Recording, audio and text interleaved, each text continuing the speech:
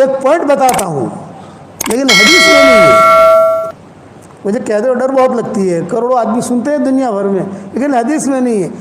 لیکن اہل مدینہ کا معمول رہا ہے، چونکہ مدینہ منورہ میں رہتا ہوں نا، جب بھی کوئی پریشانی آوے، کچھ بھی آوے، تو آدمی جو ہے شہدائے احد کے پاس جاوے، ان کو سلام کرے اور اللہ سے دعا مانگے۔ بہت مجرب چیز ہے، شہدائے احد سے تو مانگنا نہیں ہے بھئی، نبی سے تو مانگا نہیں جاتا، میں تو کلیئر کرتا ہوں نا بھئی، مانگنا کس سے ہے بھائی؟ اللہ سے۔ دینے والا کون ہے؟ اللہ۔ لیکن وہ جگہ اسی ہے جہاں یہ لوگ دفن ہے کہ وہاں آدمی کی دعا قبول ہوتی ہے۔ آدمی اللہ سے مانگے کہ اللہ پاک سلام تو میں ان کو کر رہا ہوں، سلام تو کسی کو بھی کر سکتے ہو، مغفرت کی دعا کسی کو بھی کر سکتے ہو، لیکن یہ کہ اللہ سے مانگے کہ اللہ میری فلاں پریشانی ہے، تو میری پریشانی دور کر۔ خاص طور سے جن کے نکاح نہیں ہوتے وہاں جا کر دعا مانگتے ہیں، نکاح ہو جاتے ہیں ان کے۔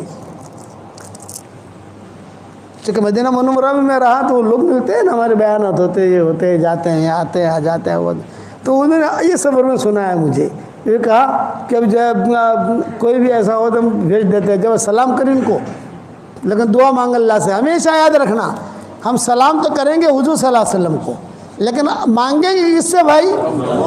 دینے والا کون ہے؟ اللہ۔ ہر چیز ہر منزل میں اللہ کی محتاج ہے، اللہ کسی منزل میں کسی چیز کا محتاج اور پابند نہیں ہے۔ احد پہاڑ جو ہے نا، یہ احد پہاڑ حضور صلی اللہ علیہ وسلم دیکھتے تھے، وہ احد پہاڑ کی مستقل فضیلت ہے، اور حضور کہتے تھے احد یحبنا ونحبہ، احد یحبنا ونحبہ، احد ہم سے محبت کرتا ہے، ہم احد سے محبت کرتے ہیں۔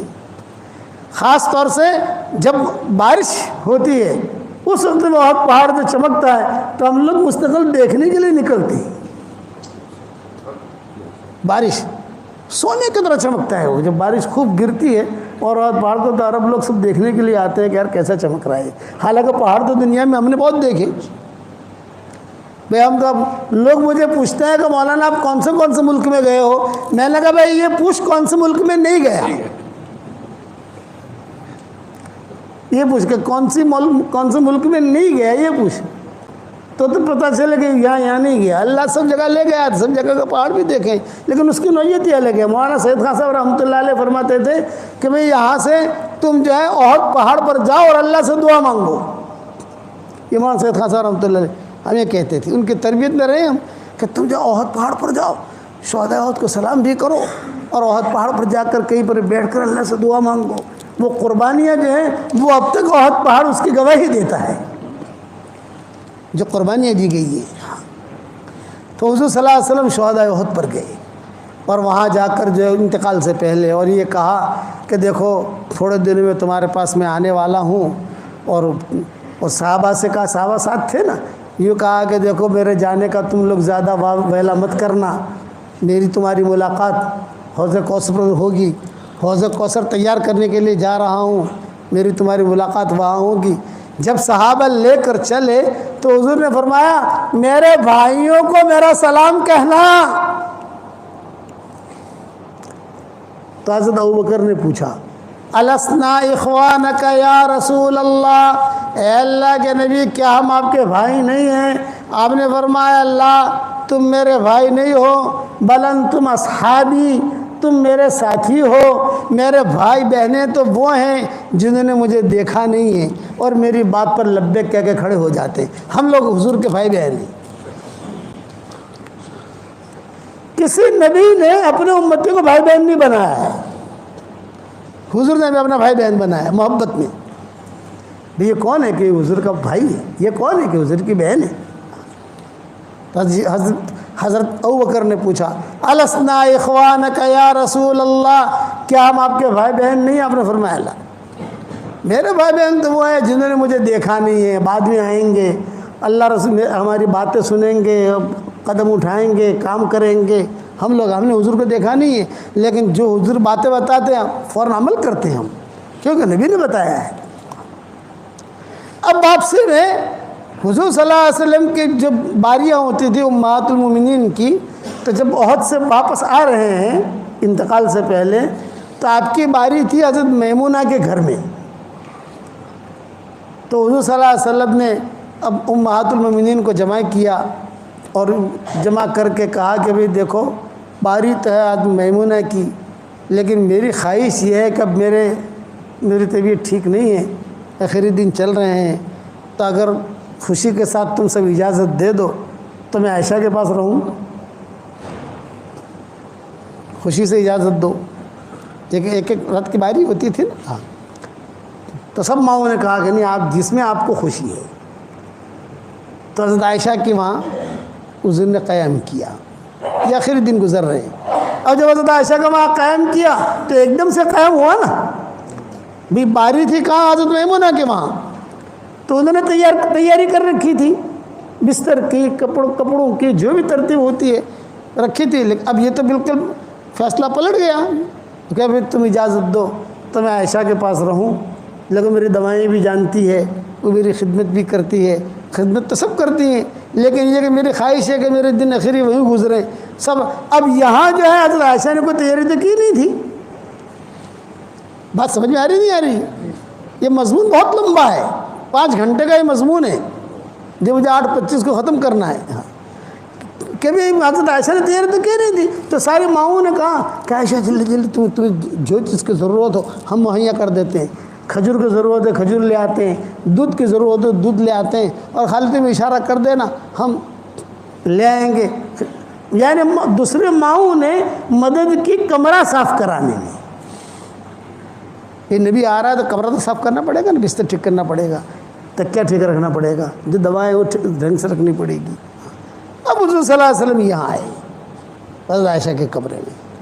حضرت عائشہ کے کمرے میں جب آئے حضور صلی اللہ علیہ وسلم، تو عائشہ رضی اللہ تعالیٰ عنہ فرماتی تھی کہ حضور صلی اللہ علیہ وسلم کے دوسرے دن جب فجر کا وقت آیا تو سارے کے سارے ملاقات کے لیے آئے، حضرت علی بھی آئے، حضرت فاطمہ بھی آئی، سب آئے، امہات المومنین بھی آئی، حضرت ابوبکر بھی آئے، سب آئے، اور سب نے آ کر کہا کہ حضرت عائشہ آپ کی طبیعت بہت اچھی ہے ماشاءاللہ۔ شہداء احد کے پاس سے جا کر آ کر تھا بالکل جوان بن گئے، دیکھو چہرے پر کیسا رونق ہے۔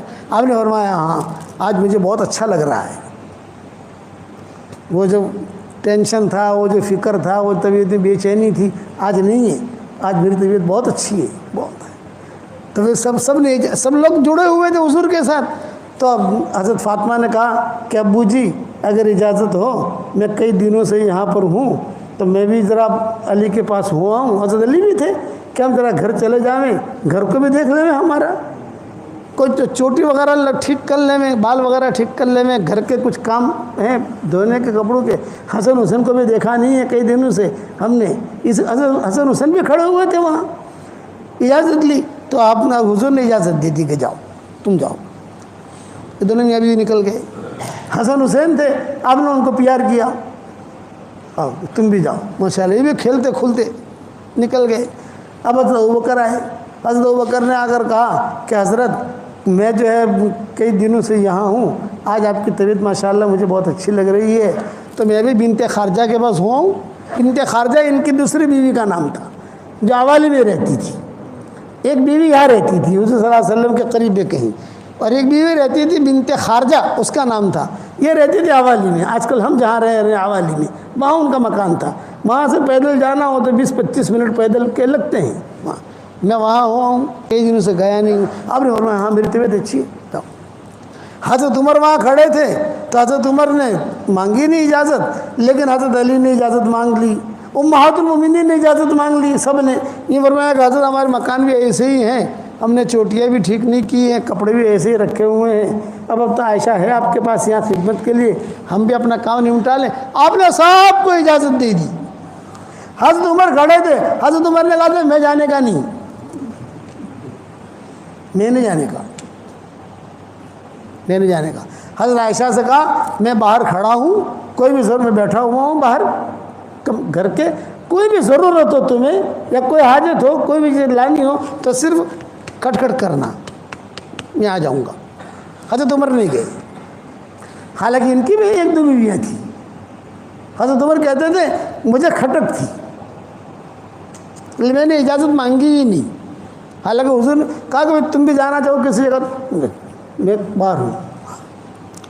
یہ سب چلے گئے۔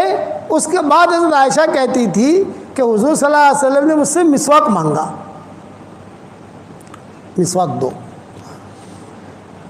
تو مسواک تھا میرے پاس، اس کو میں نے اپنے دانتوں سے ٹھیک ٹھاک کر کے حضور صلی اللہ علیہ وسلم کو دیا۔ تو حضور نے وہیں لیٹے لیٹے پھر حضور نے کہا کہ عائشہ تھوڑا سا تم میرے پیچھے بیٹھ جاؤ، میرے پیچھے، اور میں تمہارے اس پر ایسا ٹیک لگا کہ تھوڑا سوں، تھوڑا بدن تھوڑا اوپر رہے تو مجھے سانس لینے میں تکلیف نہ ہوگی۔ حضور صلی اللہ علیہ وسلم نے جو ہے مسواک بھی کیا، اور حضرت عائشہ جو ہے وہ ٹیک کہتی تھی، میں دبلی پتلی تھی، میں جو ہے حضور صلی اللہ علیہ وسلم میں پیچھے بیٹھ گئی، حضور صلی اللہ علیہ وسلم نے جو ٹیک لگایا، بس ٹیک لگا کر حضور صلی اللہ علیہ وسلم دیکھنے لگی۔ اب میں گھبرائی، میں اکیلی ہوں، سارے تو چلے گئے، سب حضرت فاطمہ چلی گئی، حضرت علی چلے گئے، ابوبکر چلے گئے، سب بڑے بڑے لوگ جو تھے وہ چلے گئے سے، لیکن اتنا میرے دل میں تھا کہ عمر ہے یہاں باہر بیٹھ، عمر ہے، اتنا میرے دل میں تھا۔ حضور صلی اللہ علیہ وسلم جو ہے وہ بس صرف دیکھتے رہے، یہاں تک کہ آپ صلی اللہ علیہ وسلم کی گردن جو ہے یوں لڑکی، یہ حضرت عائشہ کی تھی، اور آپ کے منہ مبارک سے لعاب مبارک جو ہے وہ نکلا اور میرے ہنسلے کے گھڑے میں آ کر گرا۔ ہنسلے کا گھڑا تو سمجھتے ہو نا، ہنسلے کے گھڑے میں آ کر گرا، یہ حدیث کے الفاظ کہہ رہا ہوں میں آپ کو۔ اب میں گھبرائی، مجھے ٹھنڈک بھی لگی، کمرے میں خوشبو بھی آئی، خوشبو بھی دیکھی سونگھی۔ اب میں گھبرائی، میں نے کہا یہ کیا ہوا اچانک، سب تو چلے گئے۔ تو میں آہستہ آہستہ آہستہ پیچھے ہٹی، پیچھے ہٹی اور حضور صلی اللہ علیہ وسلم کو کہتی رہی یا رسول اللہ، یا رسول اللہ، یا رسول اللہ، یوں تھوڑا ہاتھ پھیرا، تھوڑا انگلیاں دبائیں، شاید کچھ بات کریں حضور صلی اللہ علیہ وسلم کچھ، لیکن حضور صلی اللہ علیہ وسلم خاموش۔ اب میں نے کبھی کسی کو مرتے دیکھا نہیں تھا، میں ایک تو کسی کو مرتے دیکھو تو ہمارے خاندان، ہمارے یعنی امہات المومنین میں سب سے زیادہ معمر عورت تھی ام سلمہ۔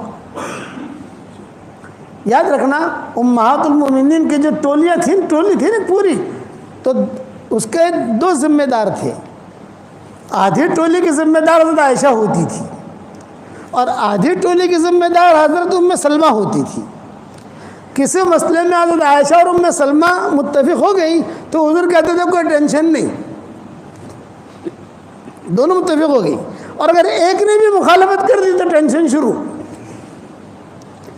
تو یہ ام سلمہ معمر تھی، ابو سلمہ کو مرتے ہوئے دیکھا تھا انہوں نے، یہ آئی حضرت عائشہ کے پاس، اور عائشہ کے پاس کہا عائشہ کیا ہوا، کیا ہوا، یہ بولے بھائی ایسا ایسا ہوا، میں تو اکیلی تھی، اور یہ دیکھو یہ حضور کا تھوک مبارک بھی دیکھو ہنسلے کے گھڑے کے اندر۔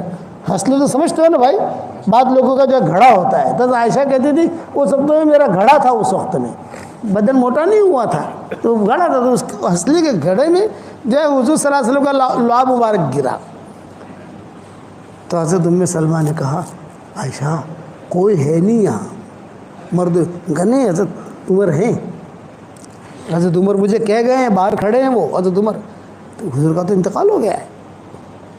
یہ ام سلمہ نے کہا کہ موت ایسی ہی آتی ہے، دیکھیے پسینہ بھی ہے، دیکھیے کسی کا انتقال ہو جائے اور پیشانے پر پسینہ آئے، یہ اس کی مغفرت کی علامت ہے۔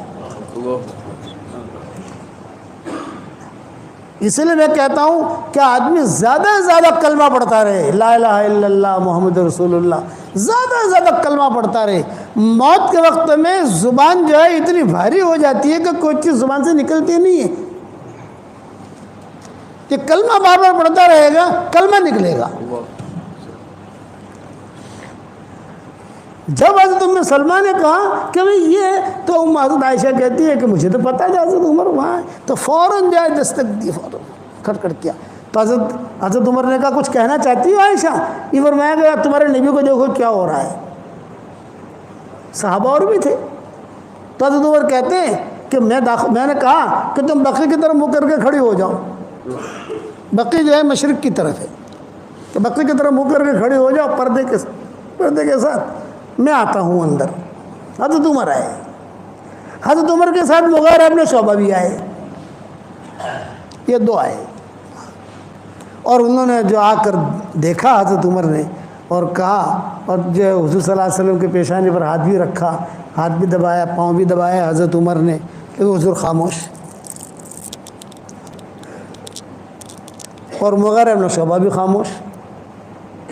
حضرت عمر نے کہا عائشہ گھبرانے کی بات نہیں ہے، غنود کی تاریخ ہوئی ہے اور بہت سخت غنودگی ہے، تھوڑی دیر میں انشاءاللہ غنودگی ختم ہو جائے گی، ٹینشن مت لو، حضور کا انتقال نہیں ہوا ہے. یہ حضرت عمر نے کہا کہ حضور کا انتقال نہیں ہوا ہے، غنودگی ہے، گہری نیند میں ہے حضور، اور تھوڑی دیر میں غنودگی ٹھیک ہو جائے گی. وَأَمَّا سُكُوتُ مُغِیرَةَ يُحَيِّرُنِی، حضرت عمر کہہ رہے ہیں کہ انتقال نہیں ہوا اور مغیرہ بن شعبہ خاموش ہیں، تو ان کی خاموشی مجھے ٹینشن میں پیدا کر رہی تھی. ایک بول رہا ہے دوسرا کیوں نہیں بول رہا؟ بھئی بولے تو دونوں بولے نا.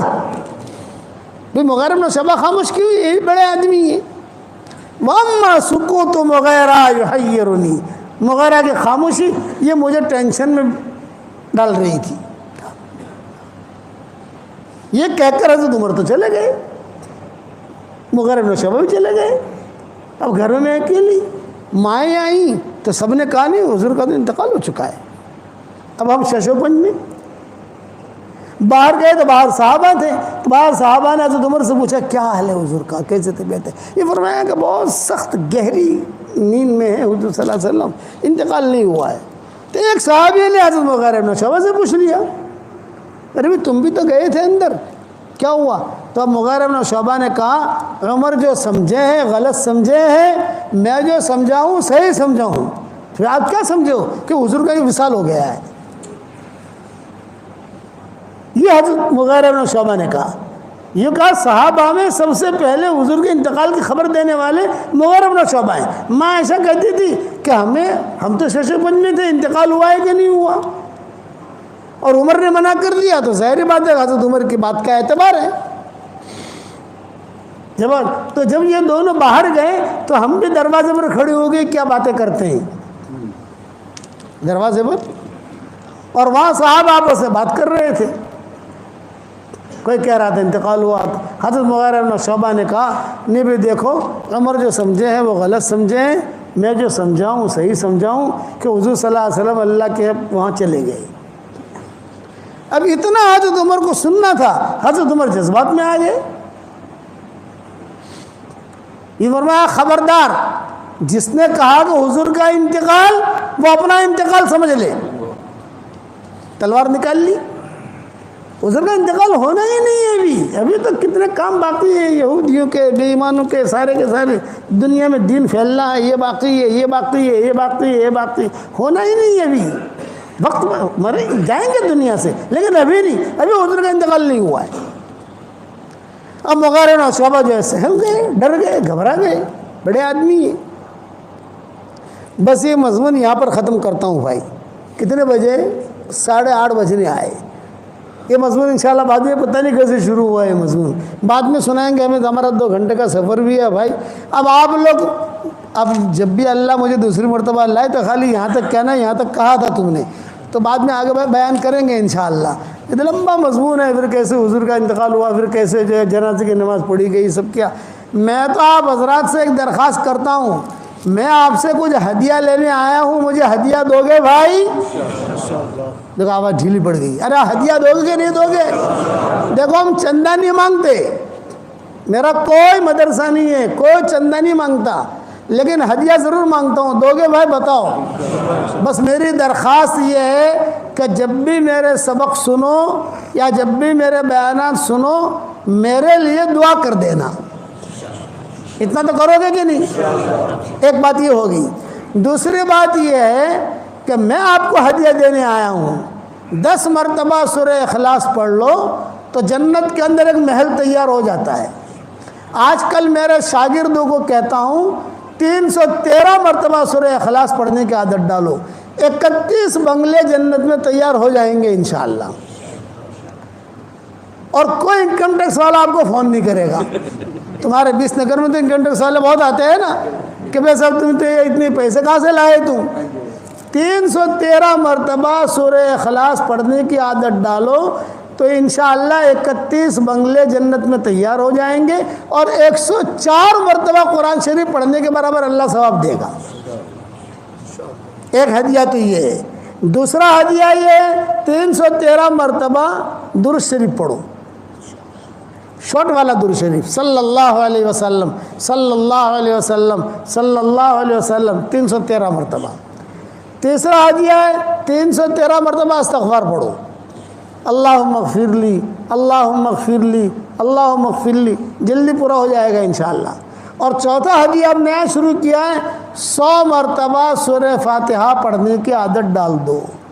جتنی دعائیں قرآن حدیث میں آئی ہے سب سے اہم اور جامع دعا سورہ فاتحہ میں ہے، تو 100 مرتبہ وہ 4 ہدیے سمجھ گئے بھائی۔ 313 مرتبہ سورہ اخلاص، 313 مرتبہ درود شریف، 313 مرتبہ استغفار، اور 100 مرتبہ سورہ فاتحہ۔ اس کے بعد انشاءاللہ اللہ تعالیٰ سے جو مانگو گے اللہ آپ کی دعا قبول کرے گا، مرادیں بھی پوری کرے گا، اور انشاءاللہ مرنے کے بعد اتنے سارے بنگلے ہو جائیں گے کہ آپ کہو گے کہ یار بنگلے بنگلے ہیں۔ صحیح حدیث میں ہے یہ چیزیں۔ حضرت عمر سے حضور نے کہا تھا، عمر 10 مرتبہ سورہ اخلاص پڑھ، جنت میں اللہ ایک بنگلہ دے دے گا، ایک محل دے گا۔ حضرت عمر نے کہا 10 مرتبہ پڑھوں جنت میں ایک محل؟ آپ نے فرمایا ہاں۔ حضرت عمر نے کہا بہت محل بناؤں گا۔ آپ نے فرمایا بنا جتنا بنانا ہو تجھے۔ تو یہ آپ لوگ شروع کرو گے انشاءاللہ۔ اس کے بعد اللہ تعالیٰ سے دعائیں مانگو، جو بھی حاجتیں ہوں اللہ تعالیٰ سے مانگو۔